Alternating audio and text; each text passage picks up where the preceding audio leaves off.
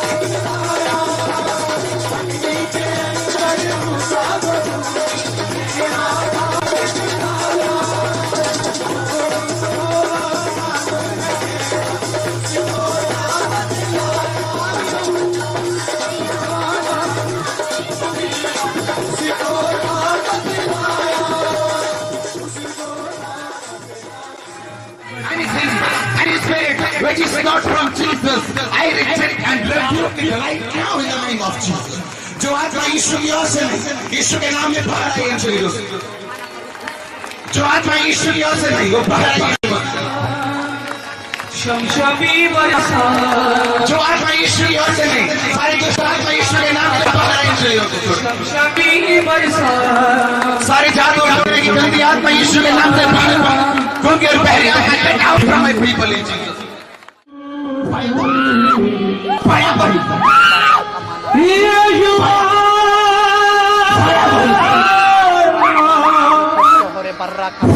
Here you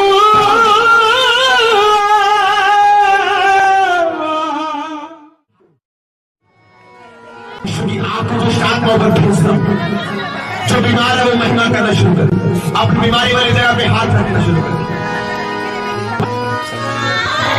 ये हाथ उनके नहीं, खुदावन तेरे बन जाएगा। जो तेरी हजूर में सिर को झुका कर आंखों को बंद करके खड़ा प्रभु जी, जो खुदावन खुदा तेरी महिमा में खड़ा खुदावन, उसको छू मेरे सामर्थ्य परमेश्वर, प्रभु यीशु के नाम से उनकी बीमारियां जाती रहें।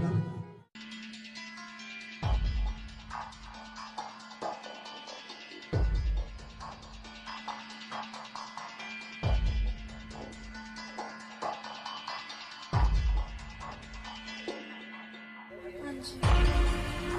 आपको दुष्ट आत्मा कितने साल से थी, कितनी देर से?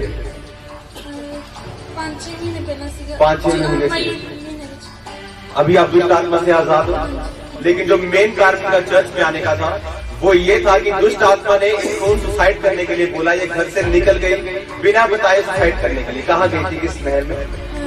रैये जो नहर वाली ਉੱਥੇ गई सी। रैये दे कोल कोई नहर है जो उस जगह ਤੇ आत्महत्या करने के लिए गए, लेकिन प्रार्थना हो रही थी इन्होंने पीछे कि परमेश्वर इस लड़की को नया जीवन दे।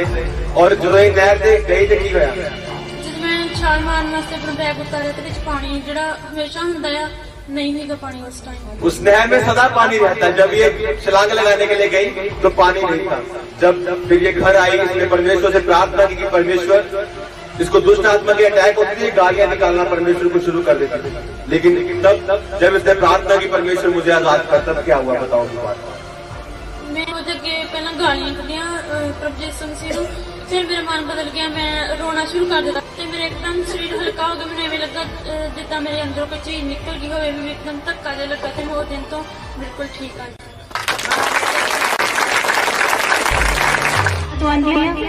मेरे पेट में चरसोली थी जो कि 42 महीना हुई सी और मेरे बहुत ज्यादा पेन भी होती सी। मैं इंजेक्शन भी दर्द के बहुत लगवाती सी।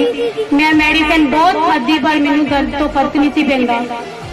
मैं डॉक्टर को कहती सी कि मैं ऑपरेशन नहीं कराना, कहते सी तेरा ऑपरेशन नाल ही ये रसोली जाएगी। तो मैं बहुत ज्यादा रोंदी सी। मैं पास्टर ने दसिया कि पास्टर जी मेरे 42 एमएम दी रसोली आ तो मैं ऑपरेशन नहीं करवाना चाहती। पास्टर जी कहते कि तुसी ठीक हो जाओगे, तुसी फास्ट रखो। मैं फास्ट भी रखे ते मैनू मैं एक दिन इतने राजना के टाइम से मेरे बहुत ज्यादा दर्द हुई, बहुत ज्यादा मैं तड़पती पई सी दर्द तो उसे टाइम परमेश्वर ने मैनू शिफा दी। मैं पास्टर जी ने दसिया, पास्टर जी ने मेरे लिए प्रे की और कहते तुसी स्कैन करवाओ। मैं जो स्कैन करवाई, स्कैन दे विच बिल्कुल रसोली नहीं आई। मैं बिल्कुल ठीक आ। जो रसोली तो मैं बिल्कुल आजाद हाँ। परमेश्वर का धन्यवाद।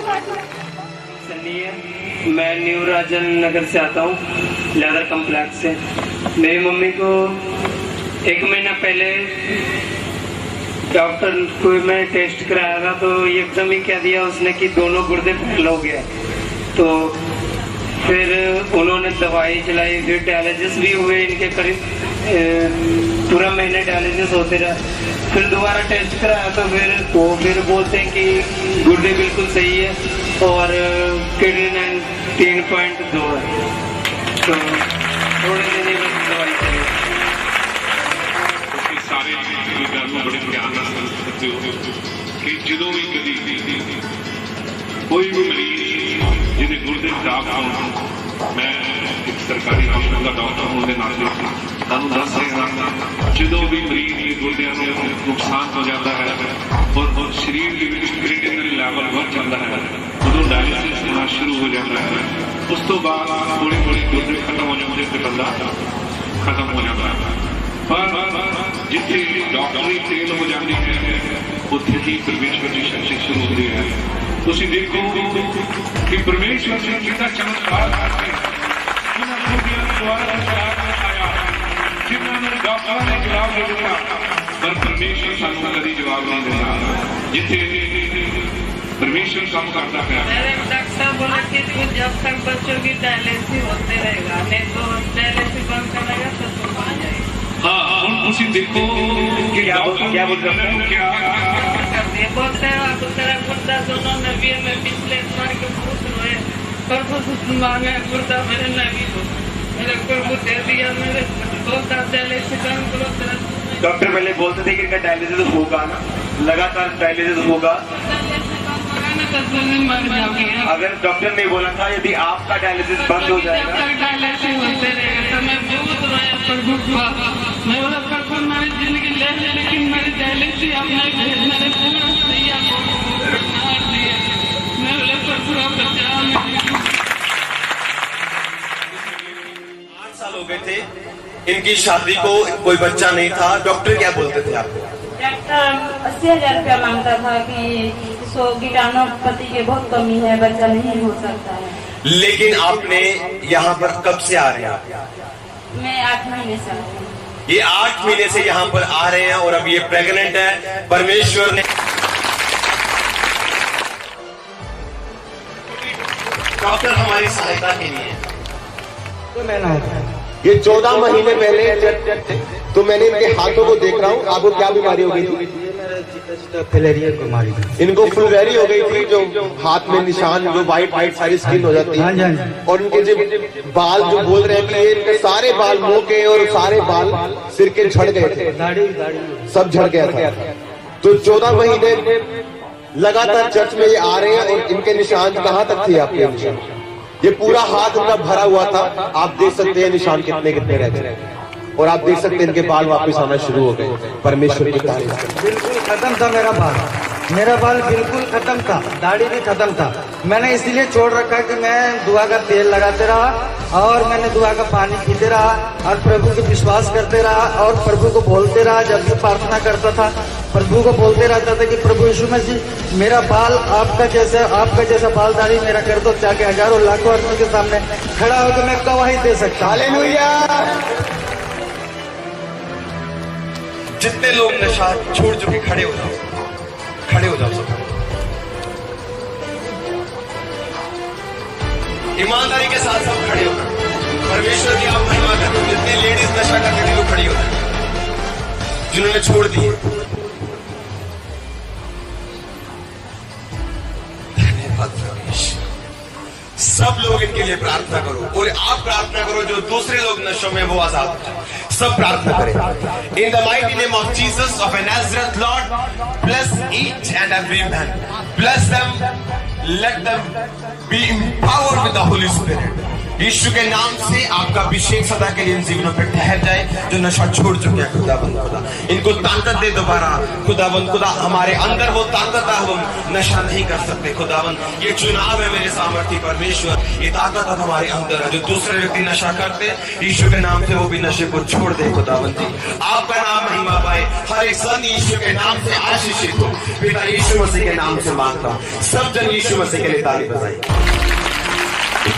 आप बैठ सकते हैं। आपको दूसरा कपड़ा था ਤੁਸੀਂ ਕਿੱਥੋਂ ਆਉਂਦੇ ਹੋ ਦੱਸੋ? मैं होटल ਕੀ ਪ੍ਰੋਬਲਮ ਤੁਹਾਨੂੰ?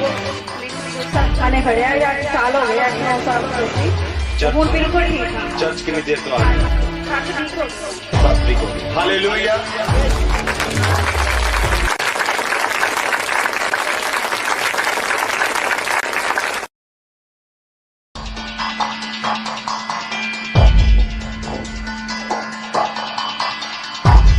पवित्रताई के बगैर परमेश्वर को देख नहीं पाएगा। हम परमेश्वर को देखना चाहते हैं, उसके कामों को अपने जीवन में होते हुए देखना चाहते हैं, अपने परिवार में उसके कामों को होते हुए देखना चाहते हैं, अपने बिजनेस में उसके कामों को होते हुए देखना चाहते हैं। तो लिखा कोई भी पवित्रताई के बगैर मुझको देख नहीं पाएगा। इसलिए आज मैं बोलता हूँ, नफरत करो उस चीज से जिससे परमेश्वर नफरत करता है, प्रेम करो उस चीज से जिससे परमेश्वर प्रेम करता है। हर चीज को मापो जिस माप से परमेश्वर आपके लिए मापता है। हालेलुया। तब आपका जीवन जब पवित्र होगा तो कोई शैतान की ताकत आपको रोक नहीं पाएगी, कोई दुनिया की ताकत आपको रोक नहीं पाएगी। Holiness is a must thing. पवित्रताई मस्ट है। आज पास्टर लोग अच्छे हैं लेकिन पावरलेस हैं। कारण क्या है? क्योंकि वो अपने जीवन में होलीनेस को प्रैक्टिस नहीं करते हैं। वो अपने जीवन में, आज विश्वासी लोग पावर से रहित है। क्यों? क्योंकि अपने जीवन में पवित्रताई को प्रैक्टिस नहीं करते हैं। क्या है पवित्रताई? हर उस वचन को बोलना, हर उस वचन के अनुसार चलना जो मेरा परमेश्वर कहता है, इस वचन के अनुसार आप चलो। उसके वचनों को बोलना जिससे परमेश्वर नफरत करता है, जिस पाप से परमेश्वर नफरत करता है, जिस चीज से परमेश्वर नफरत करता है, उस चीज से नफरत करनी। जिस चीज से परमेश्वर प्रेम करता है उस चीज से प्रेम करना। केवल उन्हीं लोगों को परमेश्वर इस्तेमाल कर पाएंगे जो पवित्र होंगे। मैं शराब नहीं पीता हूं,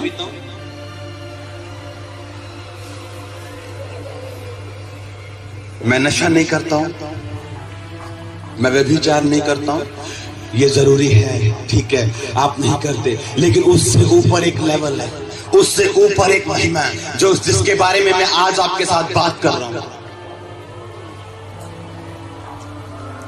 हर एक विषय में, हर एक बात में परमेश्वर के वचन को यहां तक देख चुके हैं तो ये संयोग नहीं है, पवित्र आत्मा आपसे बात कर रहा है। देखते रहिए क्योंकि यहां आपके लिए एक खास संदेश है। स्क्रॉल मत कीजिए, ये सुनिश्चित करें कि आप लाइक और सब्सक्राइब करें ताकि आप वह आशीर्वाद न चूकें जो परमेश्वर ने आपके लिए रखा है। अपने जीवन के हर काम करने से पहले परमेश्वर के वचन को देखो। अपने बिजनेस में यदि आप झूठ बोलते हो, आपकी पवित्रता ही खराब होती है। आप किसी के खिलाफ बोलते हो, आपकी पवित्रता ही खराब होती है। आप अपनी आंखों को पवित्र रखो, अपने दिल को पवित्र रखो, अपने दिमाग को पवित्र रखो। हर उस बात को वैसे करो जैसे परमेश्वर का वचन बोलता है कि ऐसे कर। आप वो हो जो परमेश्वर का वचन बोलता है कि आप वो कर सकते हो जो परमेश्वर का वचन बोलता है कि आप कर सकते हो। आपके पास वो है जो परमेश्वर का वचन बोलता है आपके पास है। हालेलुया। क्या समझ आई आपको? आप वो हो जो परमेश्वर का वचन बोलता है। आप हो। कौन हो आप?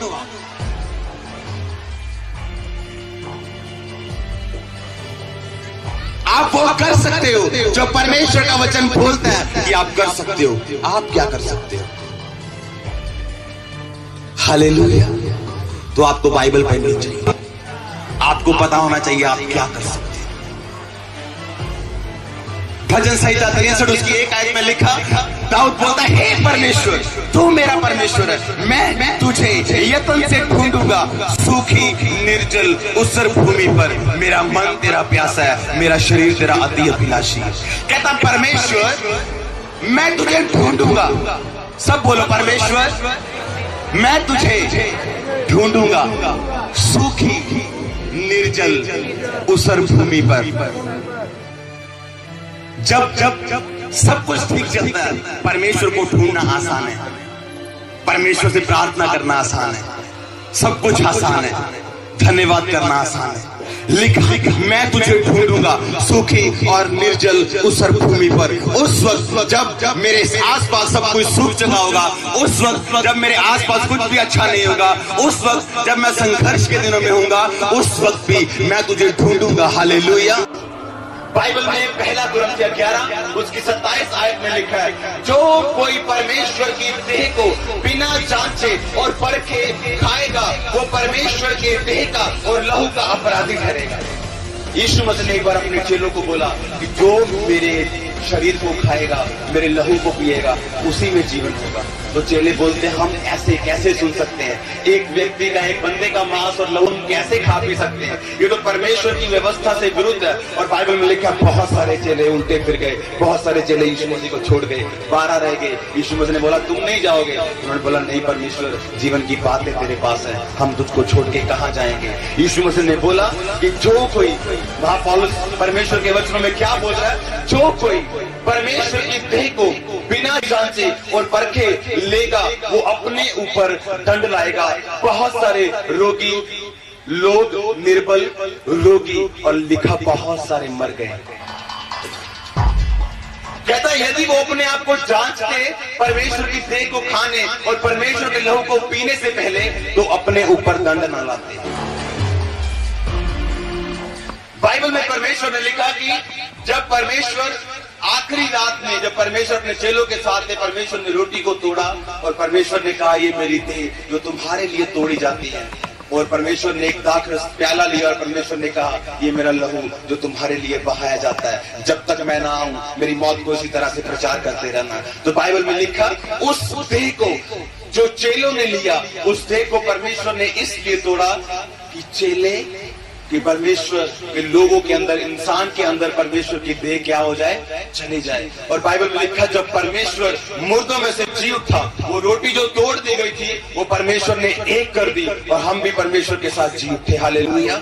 और अब हम परमेश्वर की देह में हैं, अब हम परमेश्वर के शरीर के अंदर हैं। बाइबल में लिखा जो मसीह में है वो मसीह का एक अंग है। हम मसीह की देह के अलग अलग अंग हैं। आप मसीह का मुंह, आप परमेश्वर की टांग हो, आप परमेश्वर का हाथ हो, आप परमेश्वर की आंखें हो, आप परमेश्वर का नाक हो। यदि मैं ये बोलता हूं तुम अच्छे नहीं हो, तो मैं ये बोल रहा हूं कि परमेश्वर का नाक अच्छा नहीं है।